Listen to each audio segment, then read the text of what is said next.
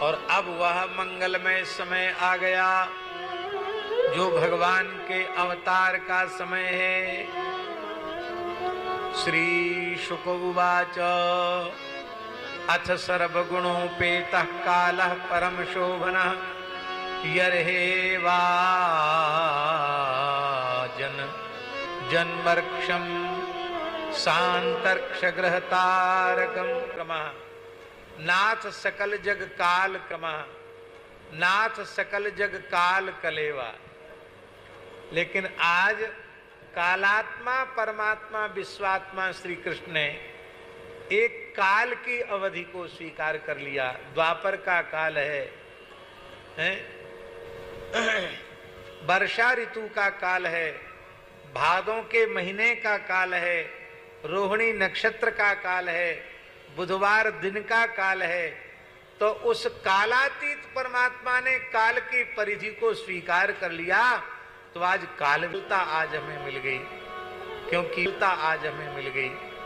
क्योंकि मैं आज भगवान के जन्म का नक्षत्र बन गई हूं। कंस के अत्याचारों से सौम्य करुण हो रहे थे, लेकिन भगवान के अवतरण से उनकी सौम्यता पुनः प्रकट हो गई, उनकी दारुणता समाप्त हो गई, दिशाएं प्रसन्न हो गईं। ये भगवान की माता को दिशा कहने की परंपरा पुरानी है। आगे सुखदेव जी कहेंगे कि पूर्व दिशा रूपी देवकी में कृष्णचंद्र का उदय हो गया। तो पूर्व दिशा माता हो गई। हाँ, बंदों कौशल्यादिशि प्राची बंदों कौशल्यादिशि प्राची कीरति जासु सकल जगमाची कीरति जासु सकल दिशिमाची। अब देवकी पूर्व दिशा हो गई।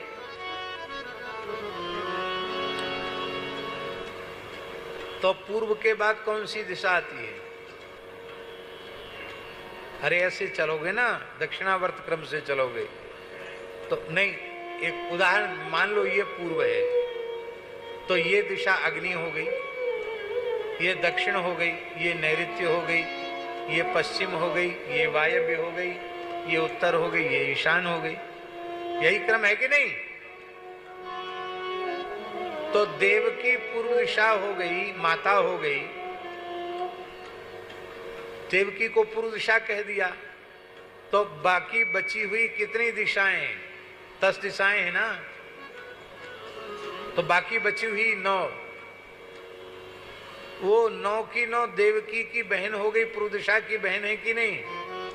बहन हो गई तो श्री कृष्ण की क्या हो गई? क्या हो गई? हाँ, तो दिशाएं प्रसन्न हो गई कि हम भी ठाकुर जी की मौसी बन गई। दिशा प्रसेदु, दिशाएं प्रसन्न हो गई। और निर्मलो गणोदयम,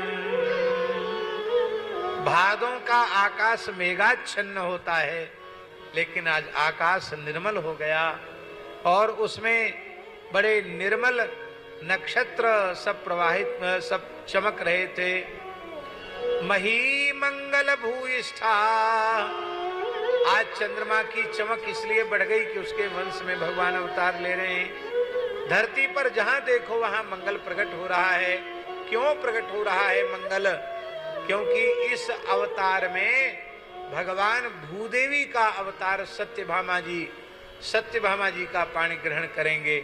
तो जैसे कोई पति वियुक्ता नायिका सती साध्वी पतिव्रता, उसे पता चले कि आज मेरे पतिदेव आने वाले हैं, तो स्नान श्रृंगार करके सर्व सौभाग्य चिन्हों से अलंकृता होकर, सुसज्जिता होकर मंद मंद मुस्कुराते हुए अवकुंठनवती वह सती साध्वी पतिव्रता अपने पति के स्वागत में अपने आप को प्रस्तुत करती है, मानो आज यह भूदेवी के पति श्री ठाकुर जी आ रहे हैं, इसलिए भूदेवी ने अपना श्रृंगार कर लिया है।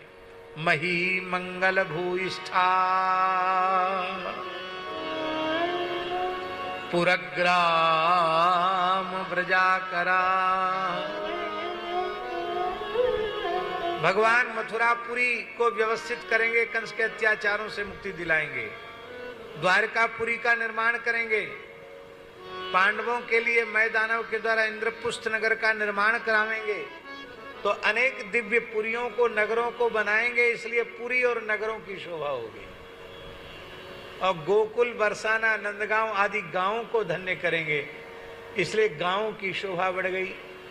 गोष्ठ में ग्वारिया गोपाल बनकर आवेंगे, इसलिए गौशालाओं की शोभा बढ़ गई, गोष्ठों की शोभा बढ़ गई।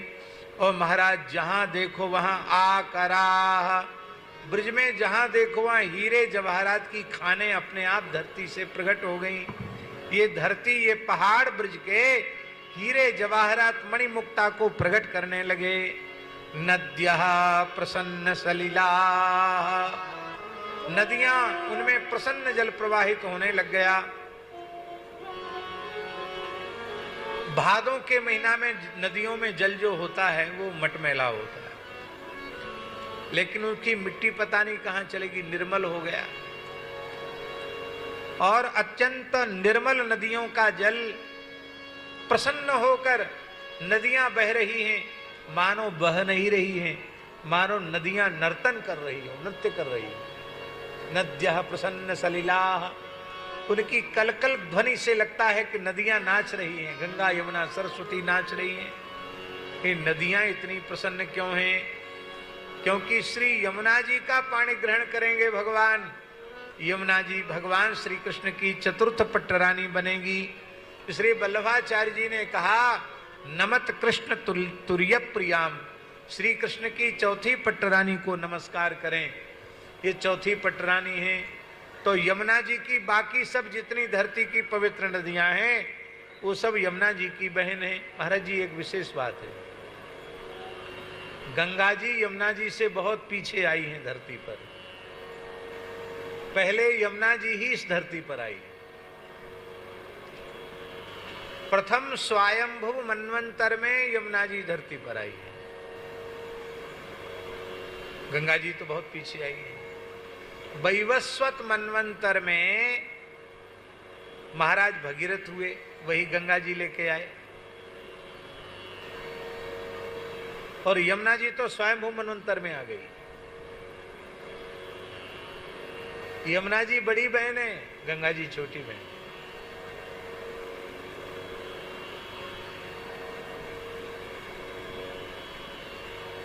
बड़े जो होते हैं वो गंभीर होते हैं और छोटे होते हैं वो चंचल होते हैं।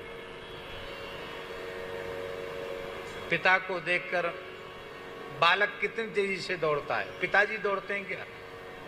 पिताजी नहीं दौड़ते, पिताजी तो खाली ऐसे करते हैं। और बच्चा दौड़ के आता, झपट के ऊपर गोद में चढ़ जाता है। प्रयाग में जाकर आप देख लो, यमुना जी बड़ी बहनें शांत गंभीर, और गंगा जी बड़ी तेजी से आकर यमुना जी से मिलती हैं, मानो अपनी जेठी अपनी बड़ी बहन की गोद में लपक कर चढ़ जाती है। गंगा यमुना दोनों का मिलन जब प्रयाग में हुआ तो यमुना जी, गंगा जी बोली, जी जी आपके पांव लागूं। अरे ऐसा मत कहो यमुने, तुम तो हमारी बहुत प्यारी लाडली दुलारी हो। यमुना जी ने गंगा जी को गोद ले लिया।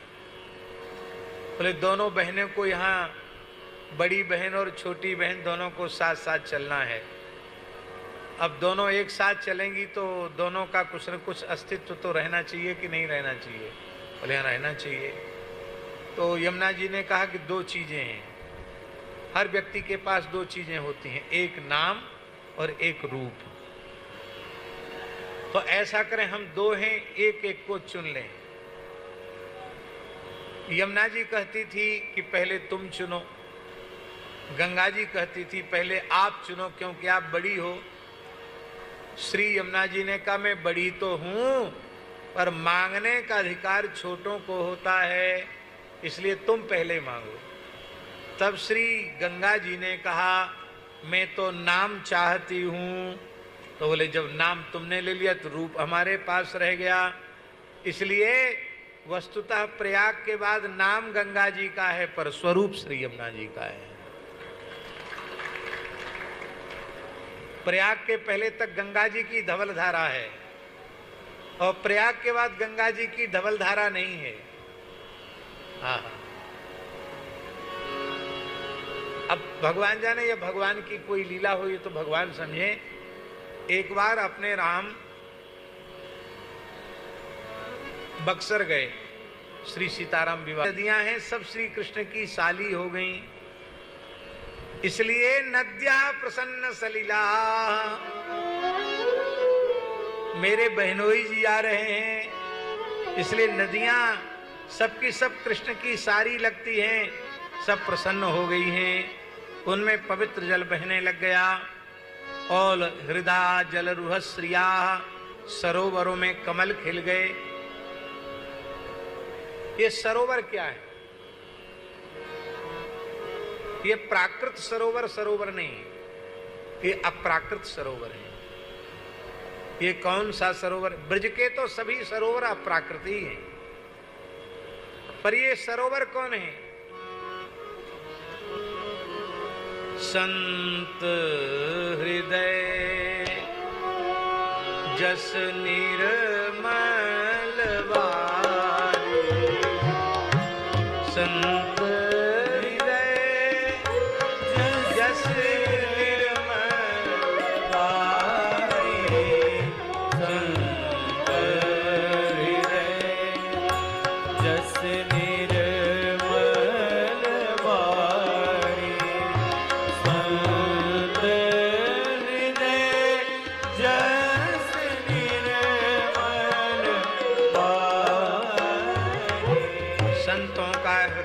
सरोवर है, उस वह प्रेम रूपी जल से परिपूरित है। और जल से कमल नहीं होता, कीच से कमल होता है, इसलिए उसको पंकज कहते हैं। उस प्रेम रूपी जल की जो कीच है, उस कीच का नाम है सांद्रानंद। सांद्रानंद रूपी पंख से एक कमल प्रकट हुआ है। वो कमल कौन है? वो दूसरा कमल नहीं है, वो कृष्ण कमल ही है। आज कृष्ण कमल खिल रहा है, संतों के हृदय में ठाकुर जी का प्राकट्य हो रहा है। इसलिए जब संतों के हृदय कमल खिल गए तो प्राकृत ब्रज के सरोवरों में स्थित कमलों ने विचार किया कि हम बंद क्यों रहे, वो भी खिल गए।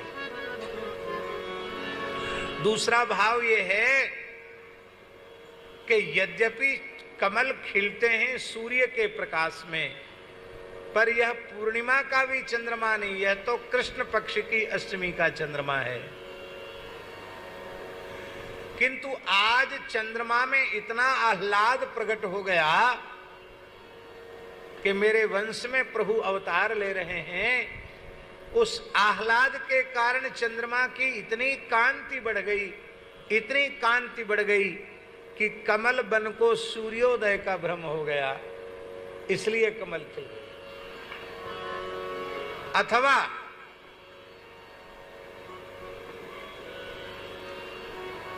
कमला लया लक्ष्मी जी हैं,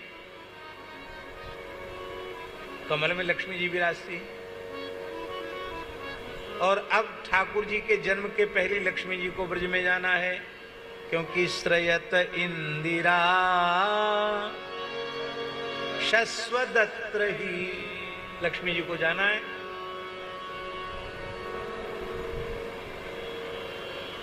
और लक्ष्मी जी नहीं पहुंचेंगी तो नंदोत्सव में लुटाई कैसे होगी, बाबा खजाना कैसे लुटाएंगे। इसलिए लगता है कि अर्धरात्रि के समय ठाकुर जी के प्राकट्य का समय जानकर चंद्रोदय के साथ कमल खिल गए और तत्त कमल कोशों में विराजमान लक्ष्मी के विविध स्वरूप ब्रजवासियों के घर घर में जाकर प्रतिष्ठित हो गए। इसलिए कमल खिल गए, क्योंकि लक्ष्मी जी प्रकट हुई।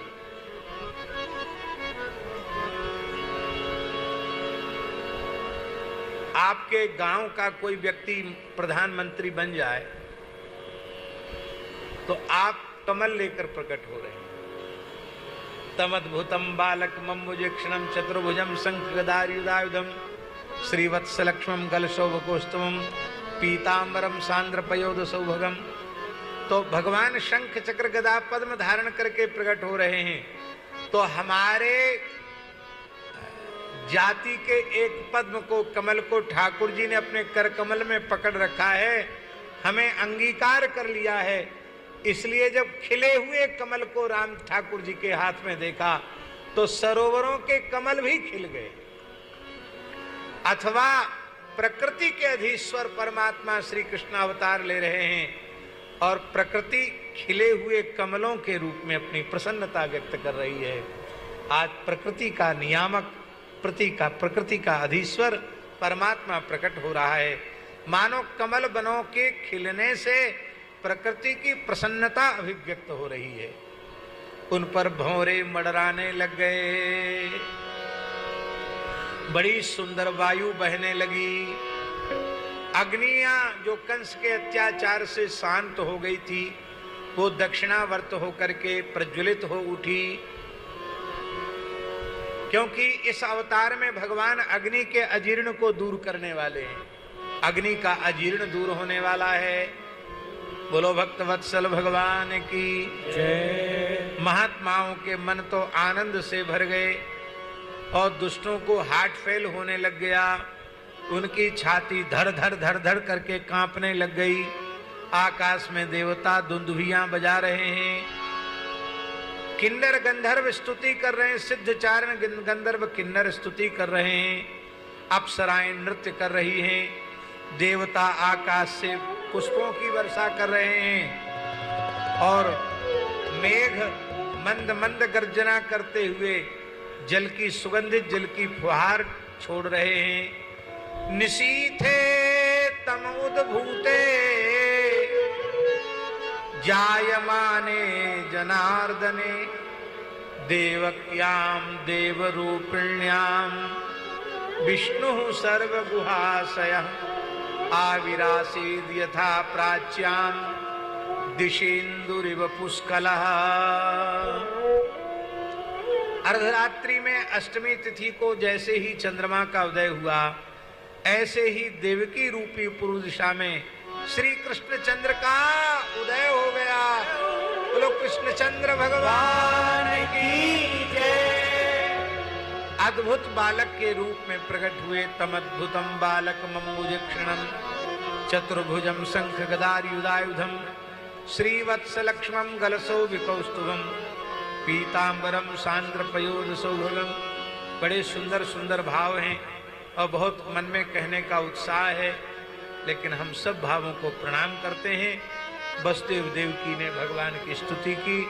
भगवान ने उन्हें उनके पूर्व जन्म का स्मरण कराया और कहा कि हमको नंदब्रज भेज के आओ। देवकी ने भगवान को स्तनपान कराया और भगवान को सूर्प में पधरा कर वसुदेव जी ले गए। भगवान के प्राकट्य के बाद भला बंधन कहाँ, कर्म बंधन कट जाता है तो हथकड़ी बेड़ी टूट जाए तो इसमें क्या आश्चर्य है। सारे बंधन समाप्त हो गए। कंस के पहरेदार सो गए और कभी कथा में सोए तो सोए, पर कम से कम कृष्णावतार के समय नहीं सोना चाहिए। इस समय किसी की नींद लग रही होगी तो कंस के पहरेदारों की लिस्ट में उसका नाम चला जाएगा। अब भाई कंस के समुदाय में रहना अच्छा है कि कृष्ण के पक्ष में रहना अच्छा है। हमारे महाराज जी एक गांव में कथा कह रहे थे। महाराज जी गांव में कथा होती थी रात में, बुंदंसवध लीला थी। तो महाराज जी बोले कथा में कि ऊंचे मंच पर कंस बैठा था, भगवान ने उठाकर धड़ाम से पटका उसको। तो जैसे धड़ाम से आवाज हुई तो उसकी नींद खुली और हाथ खुल गए और वो मिट्टी के टीले से नीचे धड़ाम से गिरा। अब महाराज जी तो आंख मूंद के कथा कहते थे। तो बोले इस प्रकार कंस का वध हो गया। अब धूल उड़ गई, इसको लोगों ने उठाया अब गांव के बच्चों ने उसकी चिढ़ निकाल दी। गांव में ऐसी चिढ़ निकालते हैं, कथा में सोना नहीं चाहिए। तुलसी पूर्व पापते हरि चर्चा न सुहाए। कथा में नींद उसी को आती है, जप में नींद उसी को आती है जिसके पाप अधिक प्रबल होते हैं। जप हो, कथा हो, पाठ हो, उसमें नींद नहीं आनी चाहिए। बोलो भक्तवत्सल भगवान की। यमुना जी ने भगवान का चरण स्पर्श किया, मार्ग दे दिया। मार्गम ददौ सिंधुर्वस्त्रियपते। भगवान शेष जी अपने फणों से छाया करके चल रहे हैं। वहां दोनों लाला मिलकर एक हो गए और जो यशोदा की लाली है उसको अपनी अंक में लेकर बसदेव जी आए। कन्या ने रोना आरंभ किया और कंस गिरता पड़ता हुआ आया, कन्या को खींचकर पटक दिया। हाथ से छिटक कर कन्या आकाश में चली गई।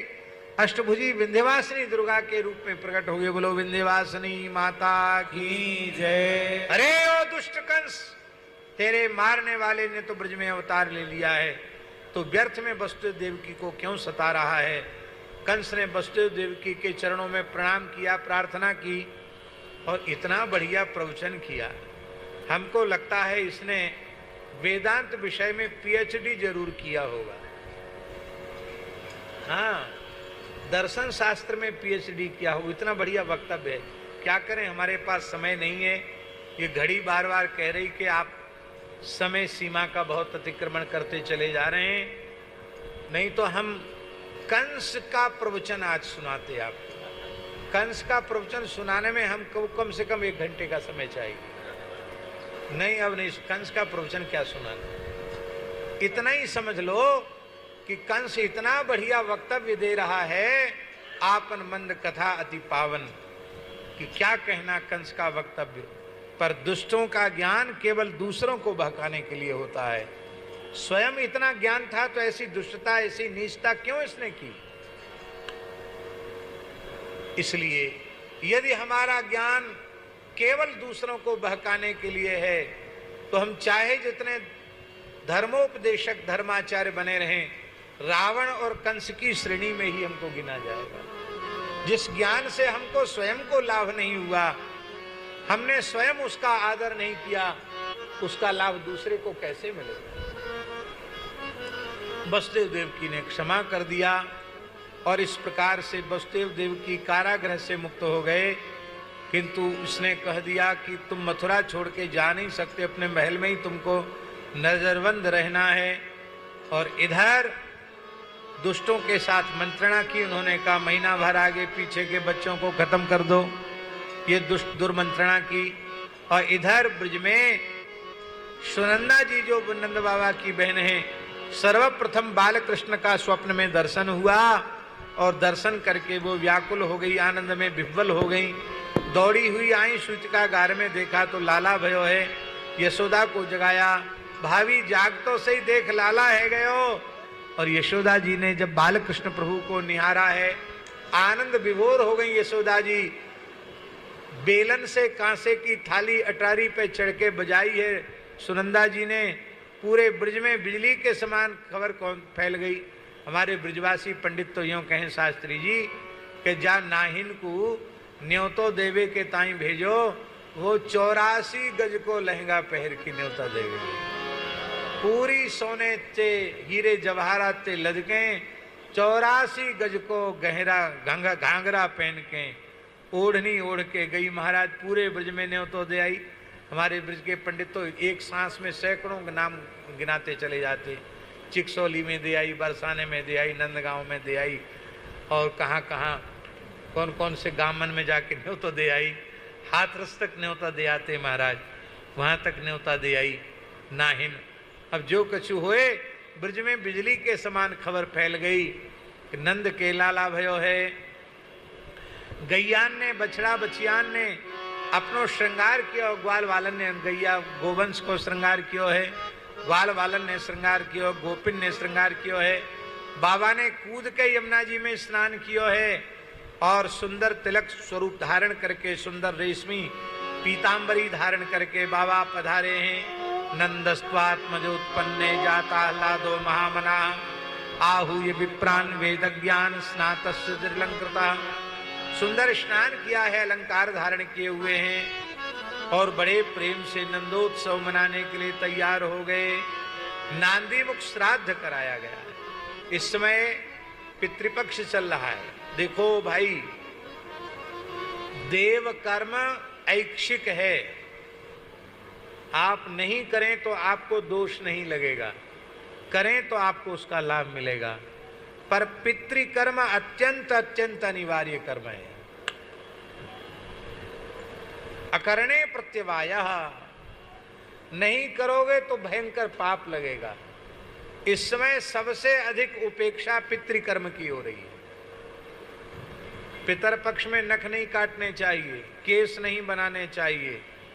नख काटोगे, केस काटोगे तो वह पितरों को खाने पड़ेंगे, वो तुम्हें शाप दे देंगे। श्राद्ध करता तो तेल भी नहीं लगाता, सावन भी नहीं लगाता। जो श्राद्ध नित्य प्रति तर्पण आदि करता है, तेल सावन भी नहीं लगाता। पितृकर्म, आजकल जितनी लोगों के परिवारों में समस्याएं आ रही हैं, उन सारी समस्याओं का मूल है पितृकर्म से उदासीनता। जो सविधि पितृकर्म करते हैं, उनके घर के बालक बालिकाएं बहुत पवित्र संस्कार संपन्न होते हैं। पितृकर्म से उदासीन नहीं होना चाहिए। पूरे 16 दिन तक नित्य जलदान, और जब जब अपने पिता पितामह प्रपितामह की तिथि हो तो पिंडदान आदि गृहस्थों को अवश्य करना चाहिए। किसी श्रेष्ठ ब्राह्मण का वर्ण करके उससे श्राद्ध कर्म कराना चाहिए और उसको खूब दान दक्षिणा देकर तृप्त करना चाहिए, बहुत आवश्यक है। ये उत्सव के समय जो श्राद्ध किया जाता है, पुत्र जन्म विवाह आदि के समय, उसे नांदी श्राद्ध कहते हैं। वो श्राद्ध कराया गया है। आज कितने प्रसन्न हो रहे हैं, बाबा के पूर्वज साक्षात परमात्मा ने अवतार लिया है। गोप्य सुमृष्टि मणि कुंडल निष्क कंठ्या चित्रांबरा प्रतिशिखा चितमाल्य वर्षा नंदालसिम सबलया विरेजु व्यालोल कुंडल पयोधरहार शोभा। सावन भादों में नदियां जैसे वेग से समुद्र की ओर दौड़ती हैं, ऐसी गोपियां नंदा ब्रज की ओर जा रही हैं और लाला का दर्शन करके आनंद विभोर हो जाती हैं।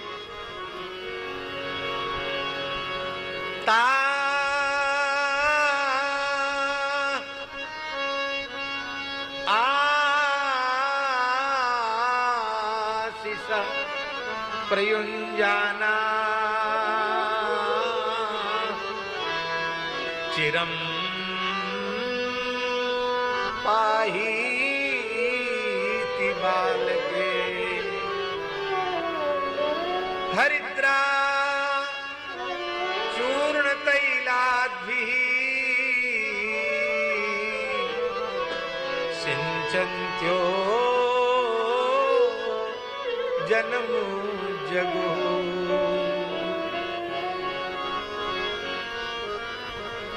आशीष दे रही हैं, जुग जुग जीवैरी यशोदा मैया तेरो ललना।